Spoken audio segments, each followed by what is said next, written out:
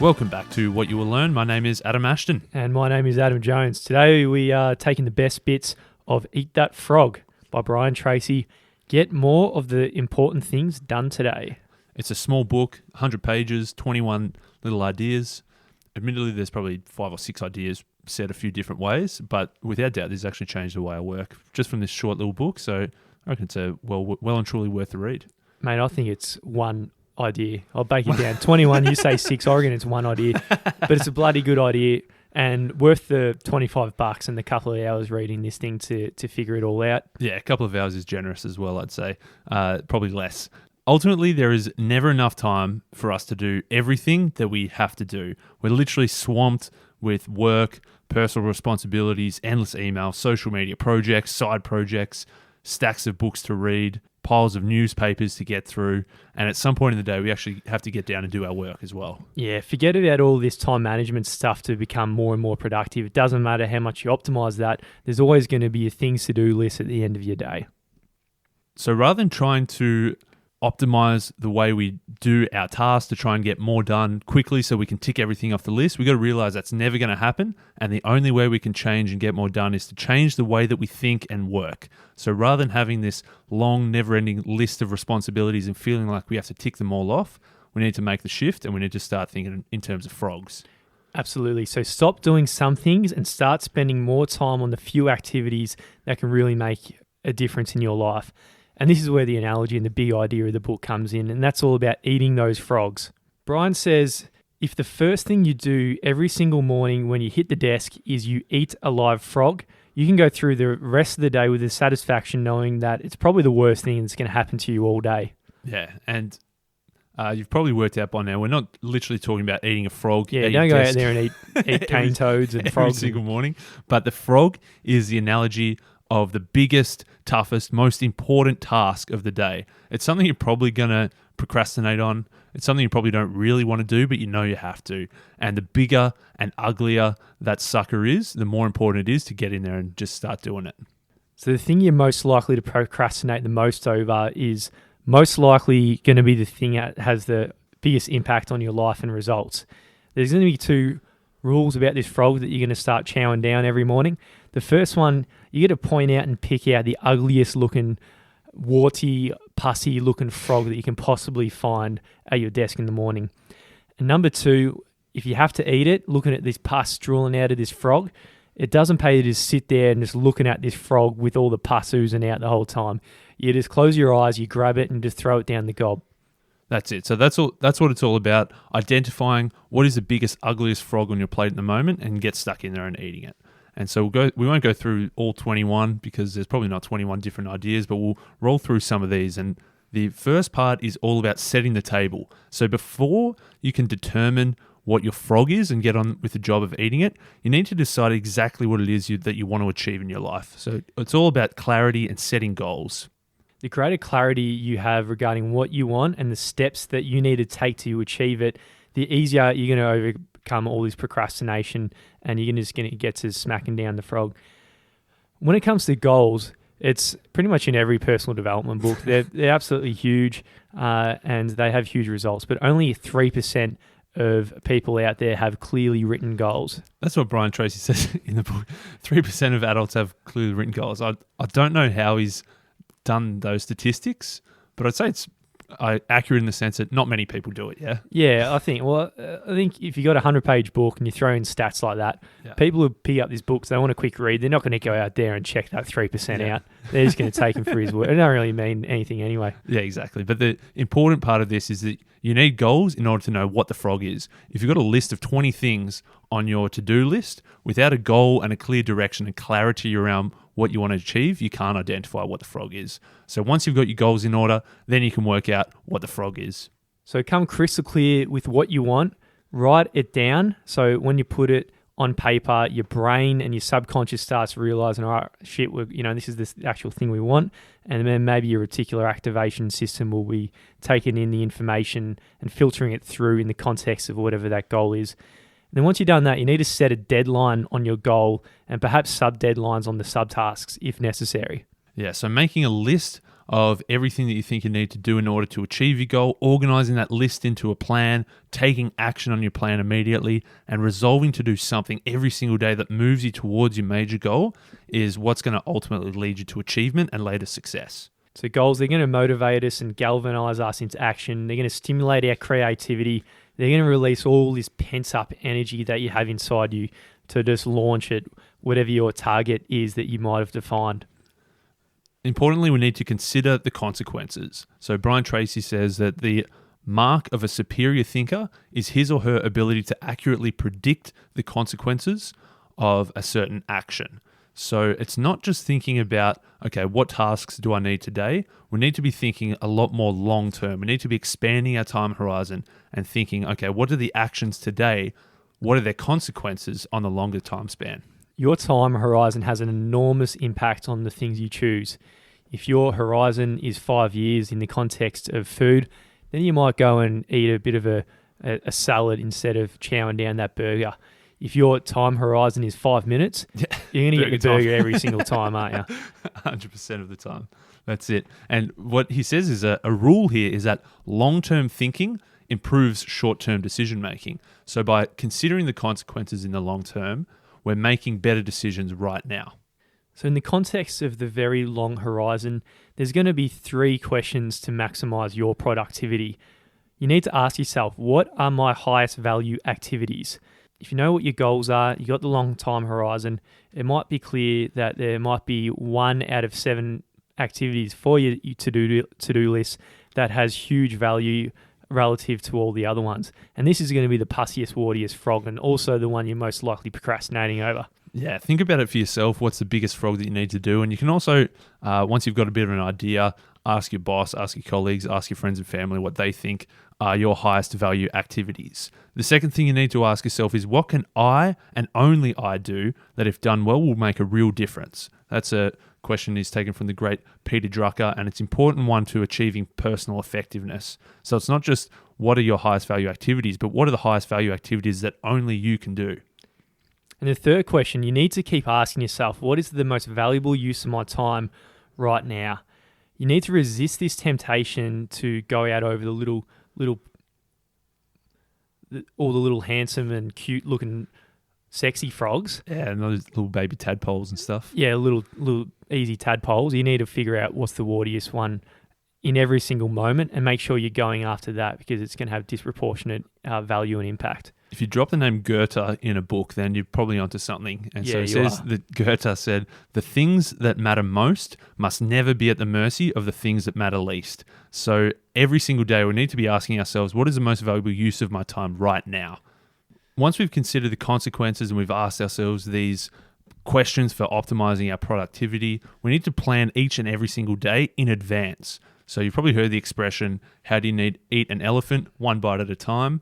I suppose it's kind of the same thing as how do you eat your biggest, ugliest frog, and that's 1 bite at a time. So breaking it down into specific step-by-step activities and then start on the first one. And importantly, we're planning our day in advance, because if you walk into work in the morning and you've got 30 unread emails waiting for you, and the boss just gets off the phone to the company director and he's got some tasks for you, it's not a good environment to be planning your day. Instead, Brian suggests that at the end of the day prior, sit down and think, what are the tasks that you haven't yet done? What are the tasks you need to do next? And start to plan your next day ahead of time.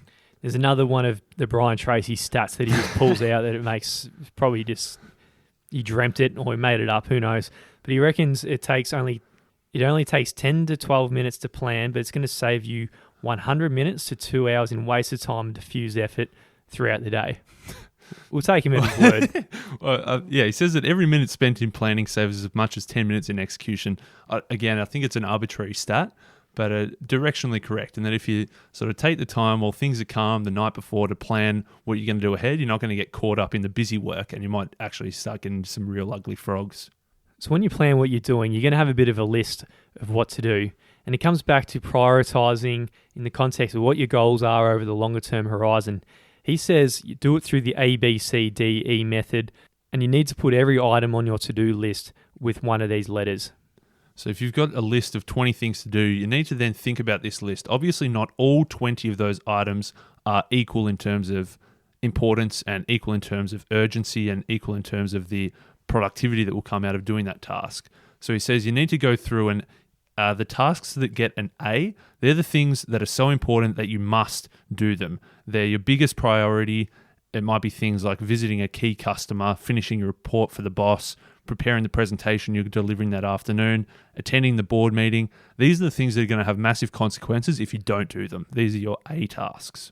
B is the things that you should do. They're little tadpoles. You should do them, but the consequences aren't going to be as bad if you don't do them immediately.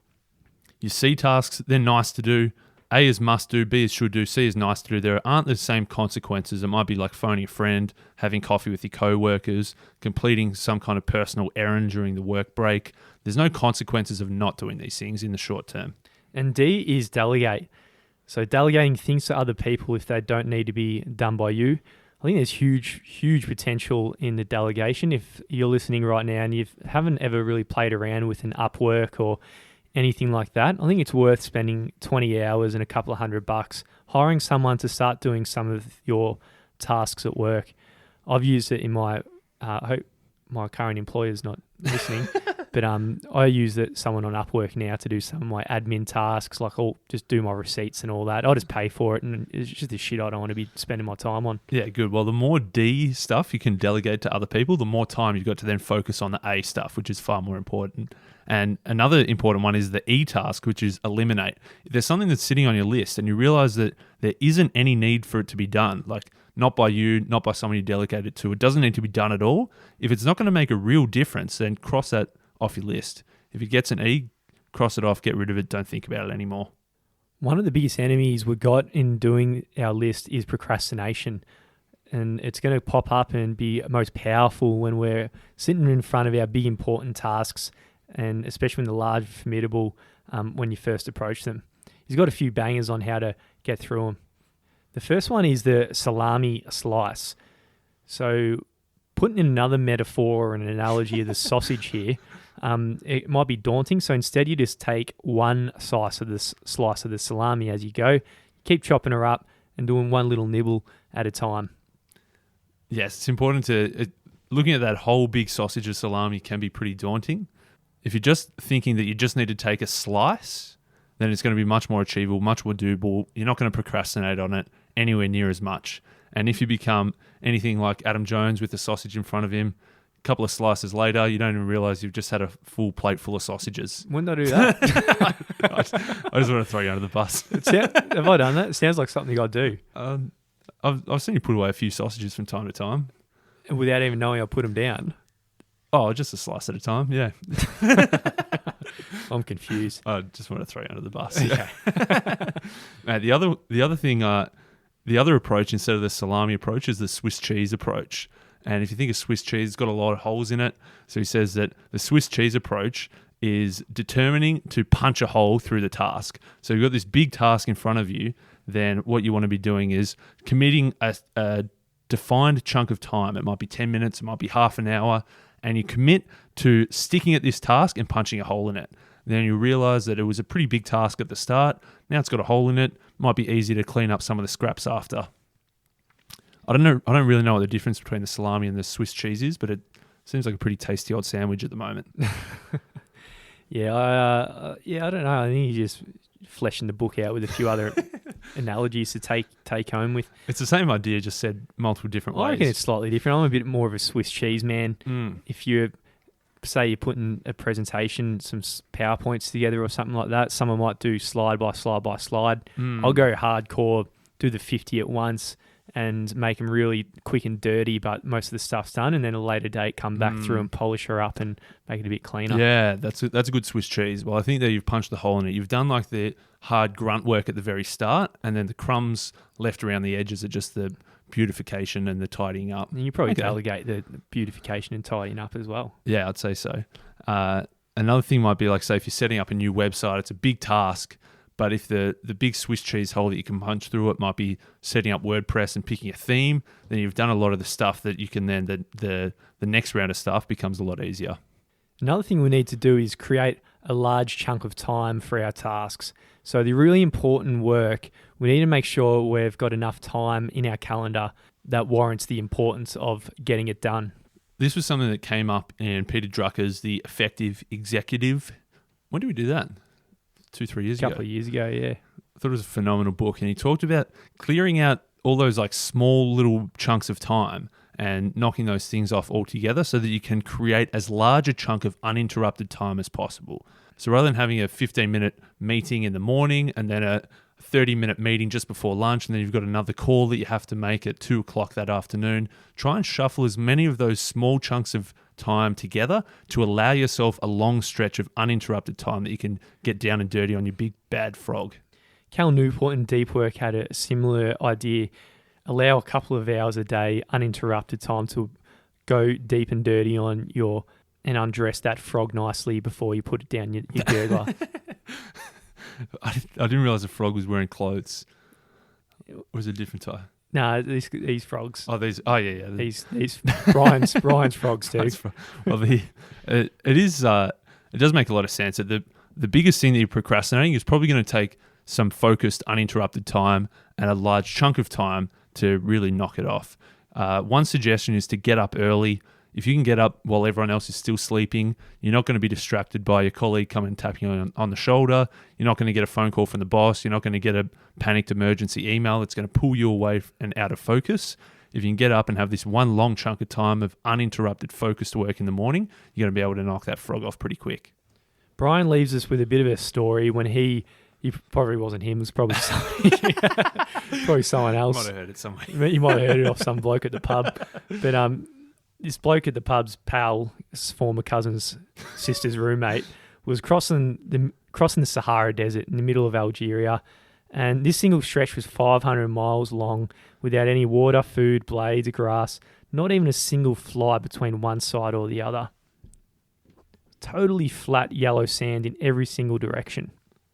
He says that more than 1,300 people had perished trying to cross this big stretch of the Sahara because there's a bit of a road, a bit of a path there. But if the wind picks up and blows the sand around, it can cover the road. It can cover the paths in front of you and the paths behind you. You're in the middle of the night. You're trying to drive and you end off veering off slightly. And before you know it, no one ever finds you alive again. The solution some intelligent French person did was mark the track with black 55-gallon oil drums every 5 kilometers, which was the exact distance of the horizon to the curvature of the Earth. And what it meant was that at all the times of the day, you could actually see the two barrels, where you were previously and the direction that you're actually heading.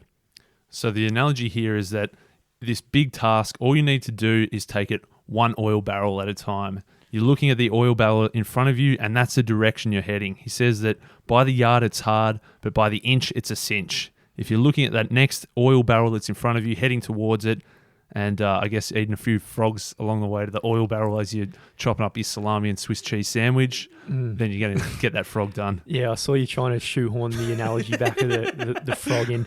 But I think there is one big takeaway. Everything else is just getting to the same single point. If you're listening right now, I think it's going to be very, very worth your time figuring out what your most important task is for whatever work you're trying to do and what are the consistent frogs that you have every day. And once you're aware of what they are, make sure that's the first thing you tackle every single time that you go into the office in the morning. Yeah, that's it. Yeah, for me, there's the work I'm doing is like agency work in that we've got 8 or 10 or 12 different clients that have all got demands, that all want stuff done. And of course, everybody wants it done yesterday. So there's always a never-ending list of stuff to do. And on that list, there's going to be some simple, easy things to do. And there's going to be some tough, big frogs on there. So the way that I've shifted it is using some of the list ideas, but most importantly, just chucking that first hour of the day as the frog. Finding whatever the thing that I don't really want to do is, it's pretty big, it's pretty important, it's going to be pretty challenging, and doing that first. And he says, don't get caught up in the idea of if you've got a long list of things, there's 3 easy ones at the bottom. Don't tick those off first and think you're making progress, because all you're really doing there is procrastinating away from the big ugly frog.